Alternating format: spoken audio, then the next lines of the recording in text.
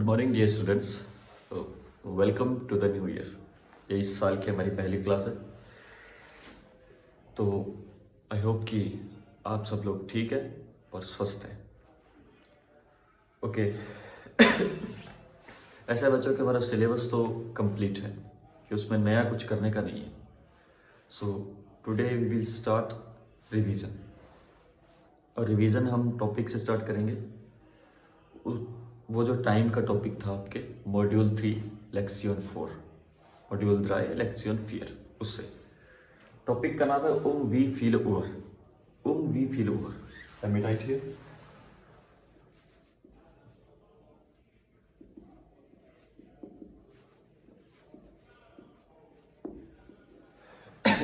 इसका मतलब है का मतलब है एट या अराउंड। वी फील ओवर, वी मैंने हाउ, फील मैंने मैनी, और ओवर स्टैंड्स फॉर टाइम। इसको आवर कह लो या फिर ओ क्लॉक जैसे बोलते हैं। सो बेसिकली इस लाइन का मतलब है कि एट व्हाट टाइम।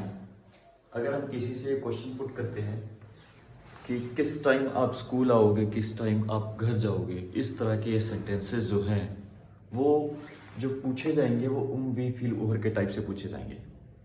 अच्छा, टाइम पूछने के दो वे हैं डॉइश में। एक तो सिंपली टाइम पूछना कि टाइम क्या है, मतलब क्या टाइम हो गया, इस तरह जो पूछते हैं। दूसरा ये कि आप ये काम किस टाइम पे करोगे। तो सबसे पहले मैं आपको वो बताऊंगा आपकी कैसे पूछा जाता है कि टाइम क्या हो गया और उसका आंसर कैसे होगा, फिर हम इस पे आएंगे।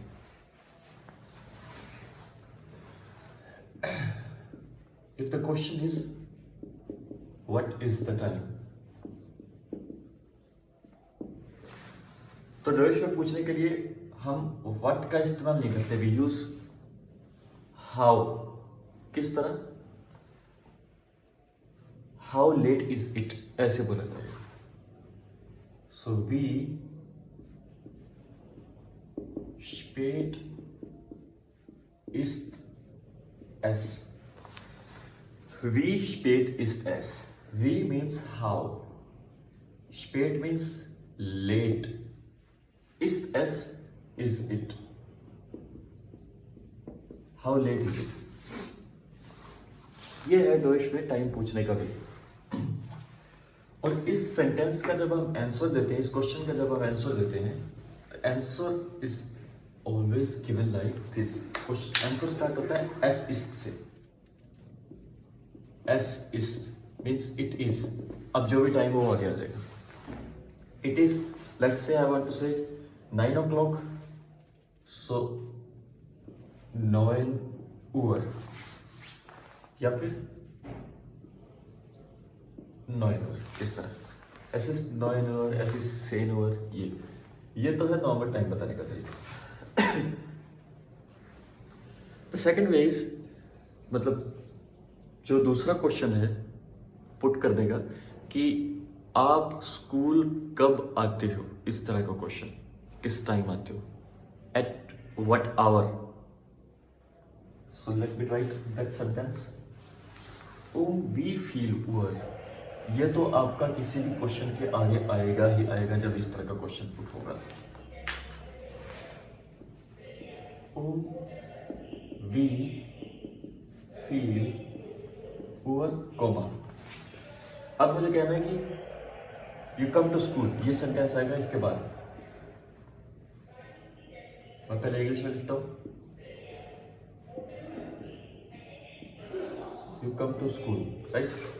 अब इसमें देखिए, सबसे पहले सब्जेक्ट क्या है, you, verb is come and then object. हमें पता है कि डॉइश में क्या होता है, जो वर्ब है that always comes at the second position. लेकिन इस सब को हम मान के चलेंगे फर्स्ट पोजीशन। ऑल्दो ये 1 2 3 4 वर्ड्स है, पर ये इन जनरल इकट्ठे होके पोजीशन 1 का रूप ले लेंगे। तो सेकंड पोजीशन पे हमें पुट करनी है verb, so we can directly put the verb here, come. कॉम्स यू इज दो, सो दो के अकॉर्डिंग जब कॉम्बिनेट को हमने कॉन्जुगेट किया तो वो बना कॉम्स। कॉम्स दो इन दी Schule. Wie viel Uhr kommst du in die Schule? Right? इसका मतलब क्या है कि at what time do you come to school?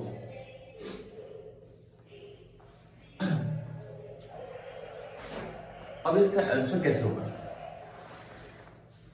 अच्छा एक और चीज देखिए आप इस सेंटेंस में फर्स्ट पार्ट को एक बार भूल जाइए, सेकंड पार्ट को देखिए। कॉम्स दू इन दी Schule, मैंने यहाँ पे लिखा इन दी Schule। क्यों? ये सेंटेंस है अक्यूजेटिव फॉर्म में। अक्यूजेटिव फॉर्म में ये कैसे पता लगा हमें?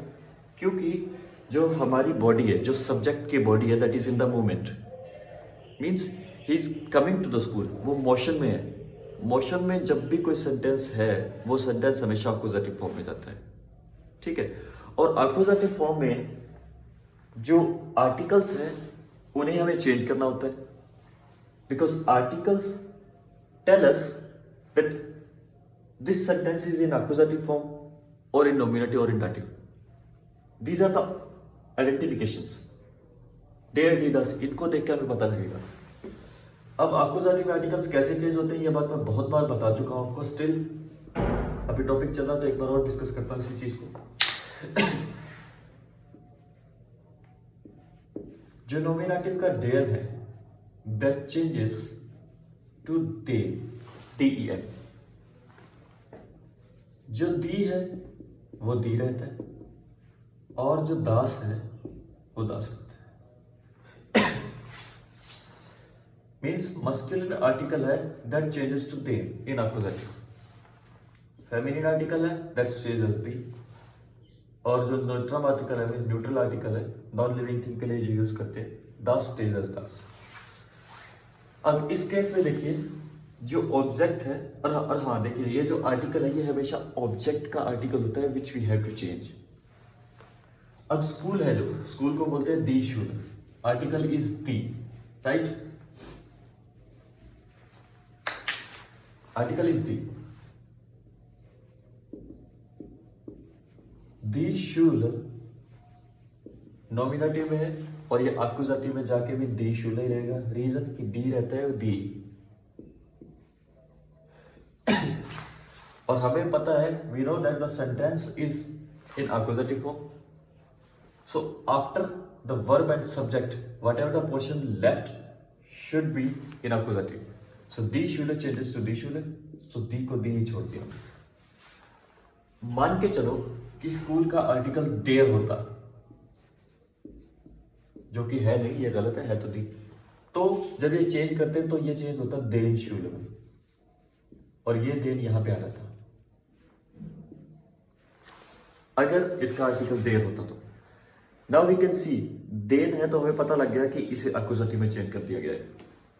और सिंपल सी बात आपको यही माइंड में रखनी है कि whenever our body is in motion we have to change the sentence in accusative, and how would we change that? We would change simply the article of the object. Object के article को हमें change करना है accusative में। और article कैसे कैसे change होंगे? द डेयर ऑफ नॉमिनेटिव चेंजेस टू देन इन एक्यूजेटिव, द दी फेमिनिन दी चेंजेस टू दी, मीन्स नो चेंज, एंड दास stays as das. So only change is in there in masculine article, right? So that was it.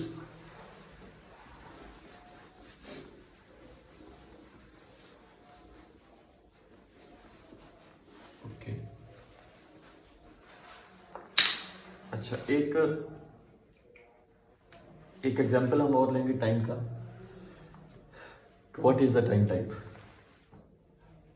क्योंकि जो time बताने का वे है कि 9 बज गए, 10 बज के, 11 बज गए, इस तरह का, वो 2 तरह के। एक है फॉर्मल वे, एक इनफॉर्मल वे। फॉर्मल वे में क्या करते हैं हम, जो भी टाइम लिखा रहता है we just tell that time as it is.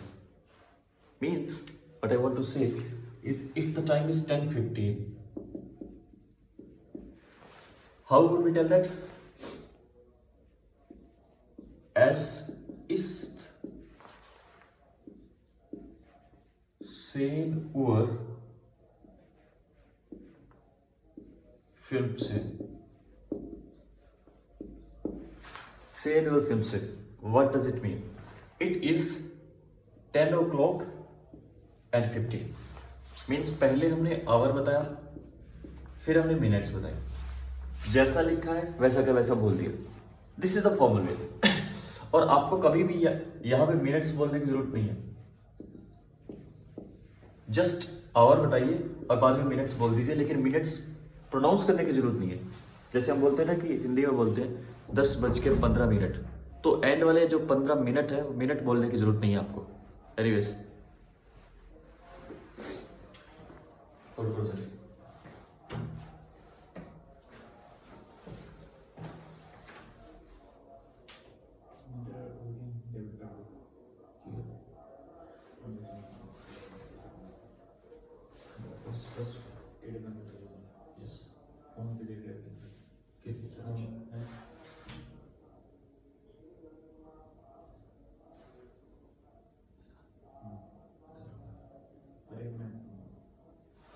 हो सकता है.